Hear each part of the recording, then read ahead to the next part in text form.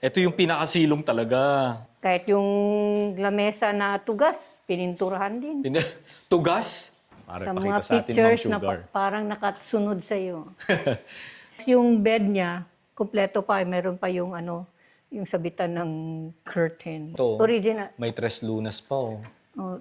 Kasi yung dining, yun eh. Ayun na yun. Yun ang main dining. Ito Ah. yung tinatawag nilang breakfast area. May separate. Oo.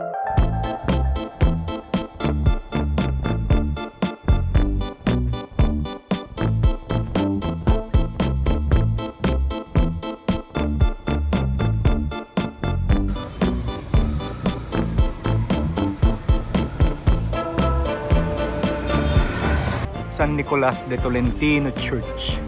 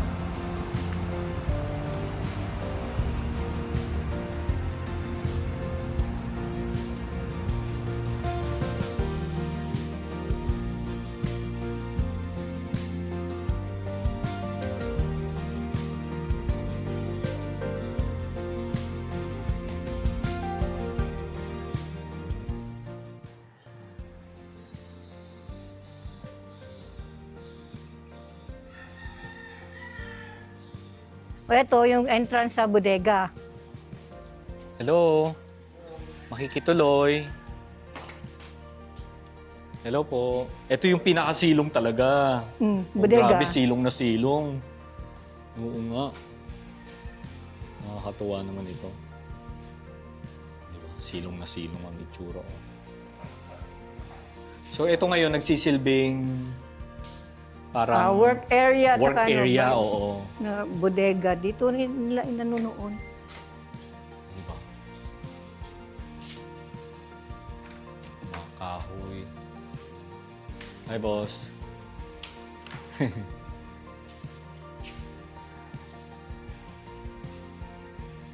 Oh, na. So ito yung sinasabi ko na Silong.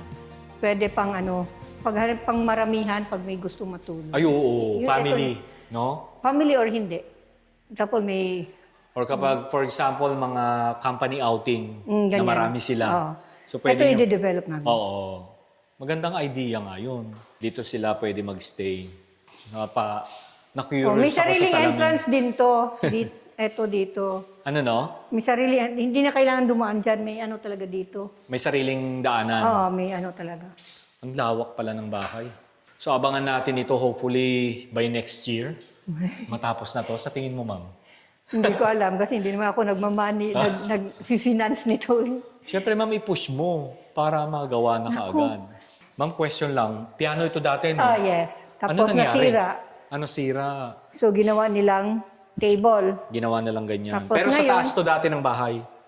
Sa taas Sa ng to kasi, sa Sagay. Ah, Sa okay. bahay ng isang anak, kay Ah, Lola okay. Sol. Tapos dinala dito, ginawang Ginawa table. na lang table. Ngayon, may bukbok, tsaka agay-ay. Kahit pinalitan na. Yeah. Pero ang nakaka-amaze, ma'am, sa mga lumang bahay, yung mga poste. Paano nila Ganito yun? yung sa taas, ganito ang kulay. Ah, ganyan. Oo, ganun. Diretso? Oh, yes. Tapos pinintura niya lang yung taas. Oo, sayang, no? Sayang Sana ni-retain. Yan talagang original na Di ba nakaka-amaze yung mga nung araw? Paano nila Ewan yan ko, bakit pinintura. naragari? Di ba? Kasi sabi nung tsahin ko, yung dito, pinturahan mga kahoy ng brown. Pati postes, pininturahan. Sayang. Sana inano lang. Kahit yung lamesa na tugas, pininturahan din. Tugas? Oo. Yung dining table, Oo. tugas daw yun. Tugas yun? Tapos pininturahan. Ewan ko, Lalaki. ang bigat nga, hindi namin Gusto sana namin i-arrange para table at saka yung mga upuan. Oo, Ay, naku, hindi namin pwede. Nandito yung hagdan nila. Kala ko ito yung pinakalikod. Hindi pala. So, ano nangyari dito, ma'am? Ba't na butas-butas yan? Kasi may tulo. Dahil sa... Tumutulo yung ano, so tinitingnan, sinek nila kung saan galing. kaya inaayos ngayon. O, kaya inayos na. Pero syempre, may oras lang sila dyan, no? Para Sa ipakita mga sa atin, Ma'am pictures na Sugar. parang nakasunod sa'yo. Ito yung may-ari ng bahay, si Don Carlos Corrales E. Garcia. Tapos, ito yung Tapos wife. asawa niya, Doña Filomena Zamora E. Kisumbing. Kisumbing. Mga tubong Kamigin ba talaga sila? Hindi, Manila. Manila talaga. Tapos itong mga nandito po. Ito, si Carlos Jr., anak nila. Ito, si Carlos Jr. Tapos yan, mother ni Don Carlos. Ito ang mother. Okay. Tapos sa kabila yung father. Ayan ang mother. Ano pangalan ng mother? Filomena, nakalimutan ko. Filomena.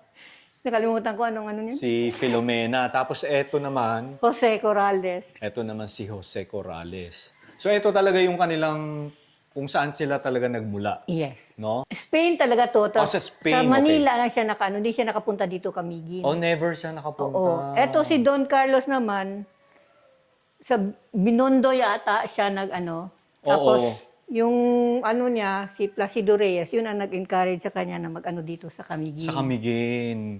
Oo. Hindi pa yung isang yung kasama pa ng Miss Or yung Camiguin. Oo. Pa ba? Hindi pa ito separated sa Region 10. Miss Or pang ng Camiguin noon. Oh. Tapos isa pa siyang wala pa yung ibang mga municipalities nung siya dito.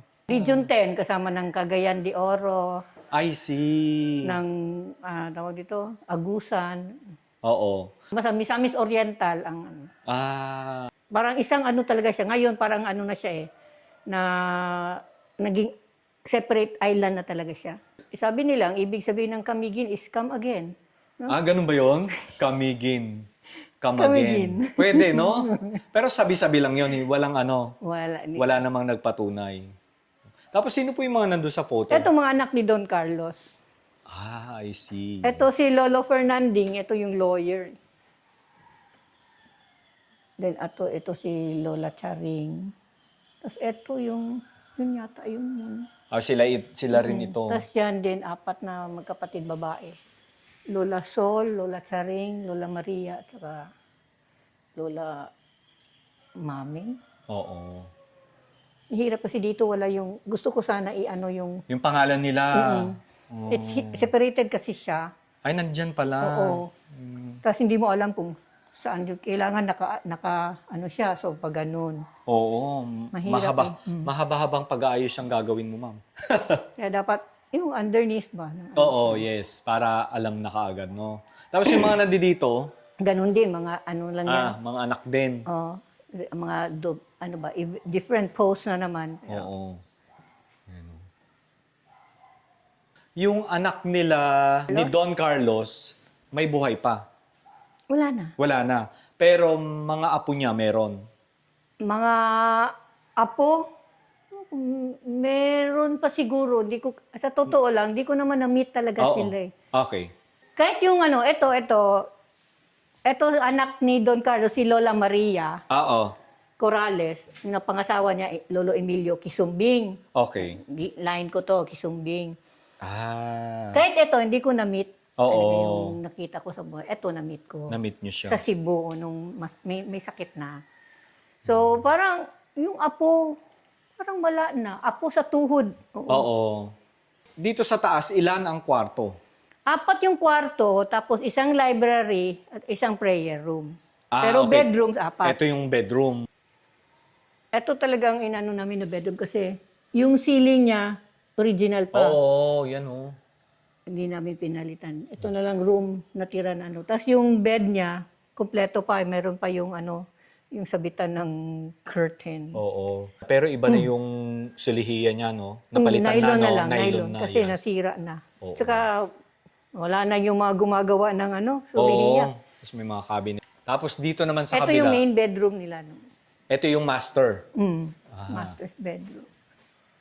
O, di ba may Yeah. ano pa rito? Original. May tres lunas pa, oh. Oh, original pa yung kama. Ayun, yung Ay, salamin. yung salamin na yon. Buong-buo pa, ma'am. Mm. Yung bahay. Konting ayos lang. Hindi naman kailangang, palitan. Ano yun nandito, ma'am? CR. Naglagay. Pero ano lang, for urine lang, hindi pwede mag-ano. Oh, okay. Pero ano na yan, Pwede late na yan na maligo. nilagay, no? Nung bedridden na yung si Lola Sol yata. Okay. Ganda ng ano, Kasi ma'am, ano, oh. Mga aparador. Mga aparador na. Oo. Ito, late na ito. Oh, late na yan. Oo, syempre. Late na ginawa. Ang ganda ng aparador, oh.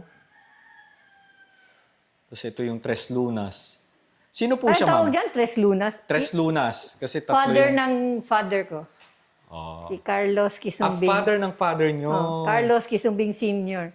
Siya yung asawa nung dating Secretary of Education, si Lourdes Kisumbing. Lola ko yun. Lola nyo po yun. Mother ng father ko. Oh. So direct talaga. Talaga nga naman. Ma'am, ano to? Tres Lunas. Ito original pa to, ma'am. Yes. Pero yung dito, yung kumuha sa'yo, siya ang nag-repair dito. Siya, inayos na lang niya. Oo nga, no? Kasi Nasira na talaga. sayang naman kung tapon mo eh. Oo. So, kaya niya naman. Ayaw niya sana pero sinubukan niya na niya naman. Okay. Isang kwarto. Ito yung library. Ito. Kung saan yung mga books, Buo pa. Spanish pa. Ay, oo. Legal, assorted. Alrededor del Kasi yung mundo. si Lolo Fernando, lawyer yun eh. Oo nga, no? Lawyer pala siya, kaya pala may ganito. May legal na. May mga law books dito. So, ito yung pinaka-library nila. O, di ba? May ano pa dito. May yan? May baul. Baul. Oo. Maraming baul dito. Ito po, tagus sa kabilang room, no? Pero hindi na hindi na mabuksan. Oo. Ito rin, tagos din sa prayer room. Oo. Grabe itong mga kahoy, ma'am. Ang lalapad. Yung iba nito, original pa eh. Alin kaya dyan ang original, ma'am? Familiar ka? Ito. Yung mga itim. Mm. Lapad, oh. Ilang dangkal yan. Tingnan mo, oh. Di ba mayroon kayong ganito? Kaso ayaw na Grandfather gumagana. clock. Naghanap nga kami ng yung gagawa niyan para medyo umandar siya ba? Wala na. Sabi nila, wag Huminto na. na. Decoration na lang. Wala din yung pendulum eh. Na lang yun eh. Replica na lang yun. Oo. Tapos dito yung prayer room nila. Ma'am, saan itong mga photo na nandito? Familiar kayo sa kanila? Marita Zamora Corrales. Ito mga Corrales, family bali. Yung yung ancestor nila. Tapos mga anak na nila. Oo. Tapos dito, ito yung Kisumbing. Isumbing. Oh. Kung saan ka galing, ma'am? Kaya yung lolo ko kasi Corrales Kisumbing, kaya Nakapangasawa ng... Tapos ito yung sinasabi mo, ma'am, na prayer room nila. prayer room. Or oratorio na tinatawag nila noon. Oratorio. Oratorio. So, meron talagang sariling... May baul na naman. Oo nga. Galing pa Cebu yan, baul na yan. Sa mami ko yan. Diba? Pero itong bahay, ma'am, never pa ba itong naayos simula nung itinayo? O may nagkaroon na ng mga repair na?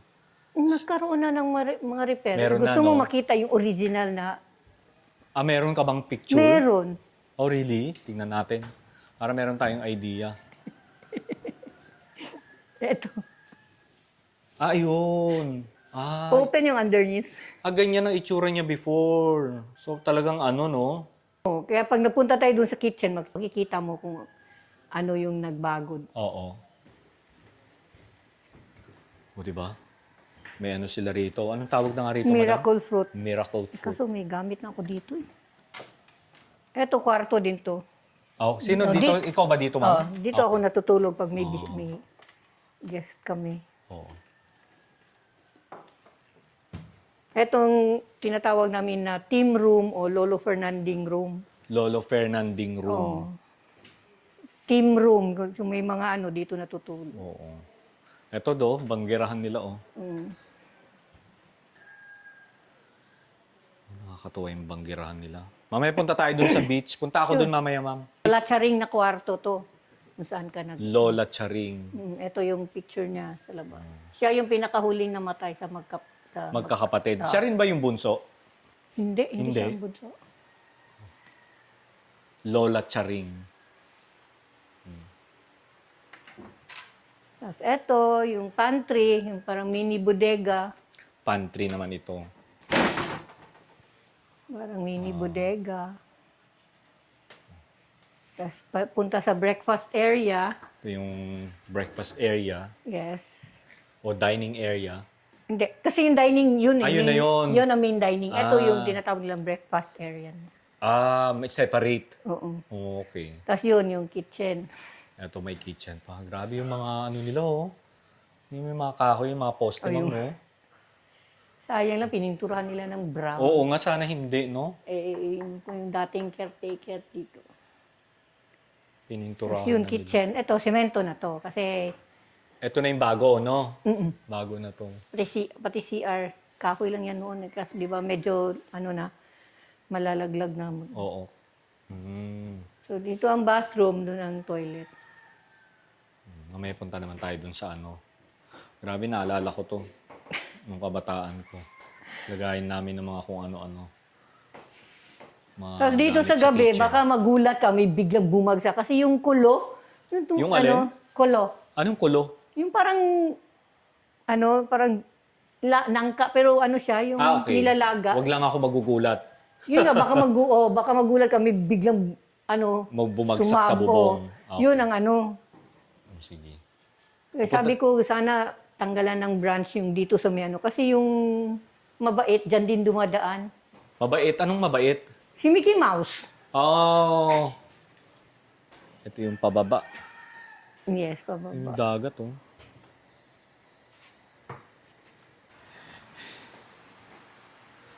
Okay, puntahan natin yung century-old tree.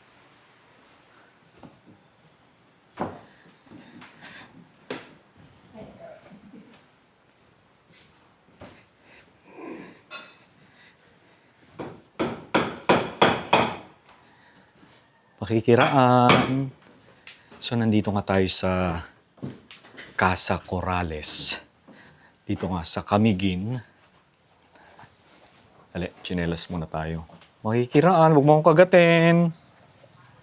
Ayan. So, ang bahay na ito ay itinayo 1918. And until now ay pag-aari pa rin ng mga descendant, no? Ayan. So, yung nakausap natin si Ma'am Sugar, siya ang 6th generation. Ayan.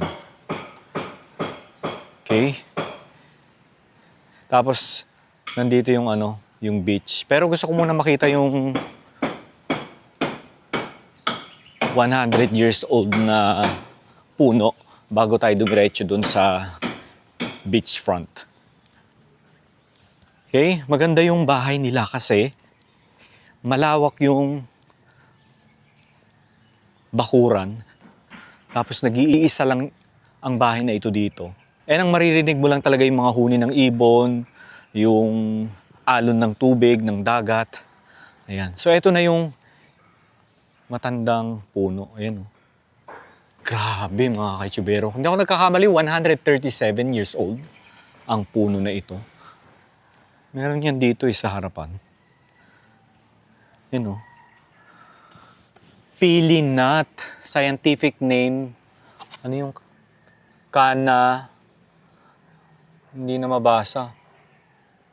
The pili tree was planted in 1888 by the late Don Carlos Zamora Corrales, then Governor General of Cagayan de Misamis, in commemoration as member of the First Philippine Assembly. The assembly was organized prior to the First Philippine Revolutionary Congress held at Barasuing Church, Malolos, Bulacan on September 15, 1898. Ayan, so bali 1888, itinanim ang puno na ito. So ito na yung beachfront. Ganda ng bahay, no?